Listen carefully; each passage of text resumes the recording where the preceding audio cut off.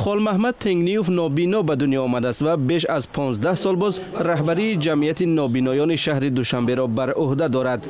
یگانه چاپخانه برای افراد سستبین و نابینا در تاجیکستان نیز زیر نظارت اوست.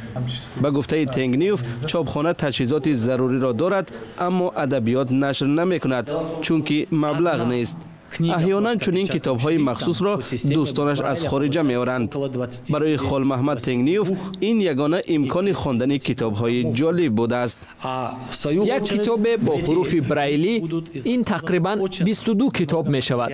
در نوبت خود این کتاب خراجات زیاد دارد. کاغذهایی که برای این گونه کتاب‌ها استفاده می‌شوند گران است. یک بسته‌اش 75 سومانی نرخ دارد. در چاپخانه گاه طبق فرمایش وزارت معارف تاجیکستان برای مکتب‌های مخصوص با نسخه محدود کتاب‌های درسی را نشر می‌کنند. یگان ادبیات علاوه‌ای با حروف برایلی نیست. از این خاطر کودکان از کتاب‌های موجود بوده می‌توانند تنها معلومات ابتدایی بگیرند و بس. تا به حال ما کودکانی تا صنف نهم را با کتاب تامین میکنیم. صنف‌های بالایی طریق شفاهی تعلیم میگیرند. تحصیل بیشتر از همه برای دانشجویان نابینا مشکل است، زیرا به اطلاع آزاد دسترسی ندارند. برای افراد سستبین حتی کتاب‌ها با حروف کلان نیز نیست. بیشتر جوانان ما اساساً طریق دیکتافون و تلفن‌های موبیلی که آوازها را ثبت میکنند در دانشگاه‌ها تعلیم میگیرند. چون این طرز درسخوانی به صفت دانش آنها تاثیر منفی میرساند. رهبری جمعیت نابیناها در تاجیکستان میگوید نزدیک 5 سال پیش بنابر کمبود مبلغ یگانه مجله برای نابینایان از چاپ ماند. در این مجله اساساً از تقدیر این قشر جامعه، دستاوردهای آنها، اصولهای نوی طبابت چشم و دیگر نوگانی‌ها قصه می‌شد.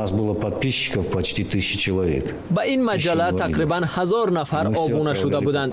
ما خودمان آن را چاپ می‌کردیم و طریق پست به آنها می‌فرستادیم. افراد سستبین و نابینای تاجیک امید دارند که با شامل شدن تاجیکستان به سازشنامه مراکش وضع آنها نیز بهتر می‌گردد.